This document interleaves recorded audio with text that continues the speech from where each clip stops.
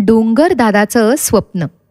मित्रांनो, आता आपण जी गोष्ट ऐकणार आहोत ना, ती आहे चिकू पिकूच्या एका सुट्टी विशेषांकातली. ही सुंदर गोष्ट लिहिली आहे फारुख काझी यांनी आणि या गोष्टीची खूप सुंदर चित्र काढली आहेत नेहा मते हिने. मित्रांनो, तुम्ही सगळ्यांनी झोपण्याची तयारी केली आहेत ना? दिवे बंद करा. हवं तर छोटासा एखादा दिवा लावलात तरी चालेल. मऊ मऊ पांघरूण घ्या आणि डोळे बंद करून डोंगर दादाचं स्वप्न ही गोष्ट ऐका. एक डोंगर होता, दूरवर पसरलेला, मोठा, खूप मोठा. पण तो बिचारा खूप दुःखी असायचा. कधी कधी रडायचा सुद्धा. कारण काय होतं माहितीये? आपला डोंगर दादा होता खूप मोठा, पण त्याच्यावर ना गवत होतं ना झाडं, ना पाणी, ना प्राणी आणि पक्षी. एकदा त्याला स्वप्न पडलं. त्याने स्वप्नात पाहिलं की तो हिरवागार झालाय. झाडांनी, वेलींनी, गवताने सगळ्यांनी तो एकदम हिरवागार झालाय. प्राणी पक्षी मस्ती करत इकडून तिकडे धावतायत. ओढ्याच्या पाण्याने डोंगरदादाच्या ढेरीला गुदगुल्या होत होत्या. तेव्हा डोंगरदादा हसायला लागला आणि तितक्यात त्याची झोपमोड झाली. त्याचं स्वप्न सुद्धा मोडलं. त्याला परत खूप वाईट वाटलं. रडू यायला लागलं.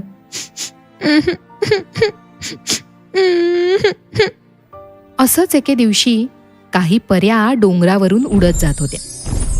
या छोट्या छोट्या पऱ्या लाल, पिवळ्या, गुलाबी, करड्या, तपकिरी, काळ्या, हिरव्या, पांढऱ्या अशा वेगवेगळ्या रंगांच्या होत्या. डोंगरदादा की नाही तेव्हा झोपला होता आणि त्याचं ते स्वप्न पाहत होता. मित्रांनो, पऱ्यांना जादू येते ना? त्या जादूनेच पऱ्या डोंगरदादाच्या स्वप्नात शिरल्या. पऱ्यांनी ठरवलं की डोंगरदादाचं हे सुंदर स्वप्न आपण पूर्ण करायचं. मग काय मित्रांनो, पहिल्यांदा खाली आली हिरवी परी. तिने आपल्या हातातल्या जादूच्या कांडीने डोंगरदादाला स्पर्श केला आणि काय गंमत, सगळा डोंगर हिरवागार झाला. गवत उगवलं, झाडं उगवली, पाठोपाठ वेली सुद्धा आल्या. मग खाली आली लाल आणि गुलाबी परी. त्यांनी आपल्या हातातल्या कांडीने डोंगरदादाला स्पर्श केला आणि जादूच झाली. झाडांना लाल गुलाबी फुलं आली. गवतावर फुलं डोलू लागली. आता निळी परी खाली आली. तिने काय जादू केली असेल बरं? विचार करा. बरोबर, तिने आपली कांडी फिरवली आणि डोंगरदादाच्या अंगावरून एक मोठा ओढा वाहू लागला.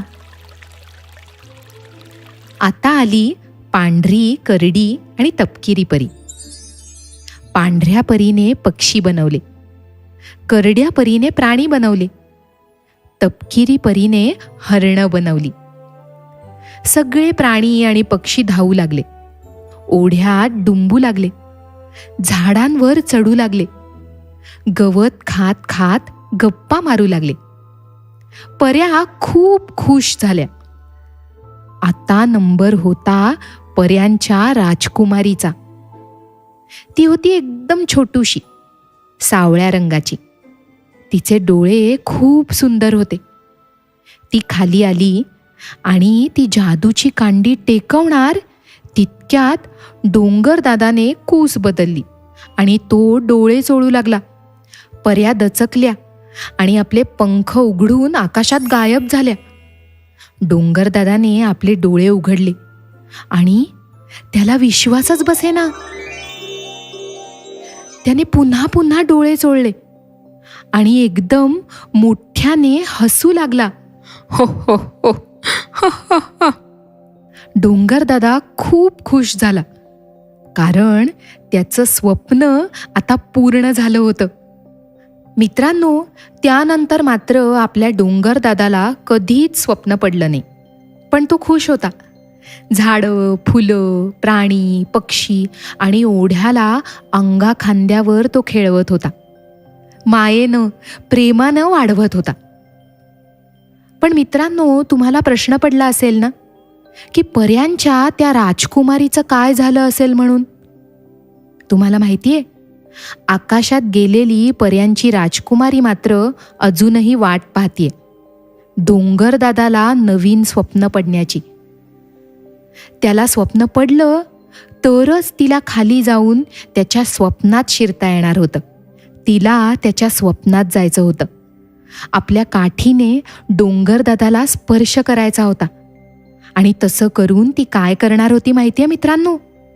तसं करून तिला जादूने तुमच्यासारख्या छोट्या छोट्या मुलांना तिथे आणायचं होतं. एक छोटंसं छानसं विश्व बनवायचं होतं. तिला वाटत होतं मुलं डोंगरदादाला जपतील आणि एक सुंदर जग बनवतील. हे त्या पर्यांच्या राजकुमारीचं स्वप्न होतं. पण तिचं स्वप्न मात्र अजूनही अपूर्णच आहे. ते पूर्णच झालं नाहीये. ती वाट पाहतेय डोंगरदादाला नवीन स्वप्न पडण्याची. कारण त्याला स्वप्न पडलं तरच तिचं स्वप्न पूर्ण होणार होतं ना. अशाच भरपूर गोष्टी ऐकण्यासाठी चिकू पिकूचं जम्मत गोष्टी ॲप आजच डाउनलोड करा.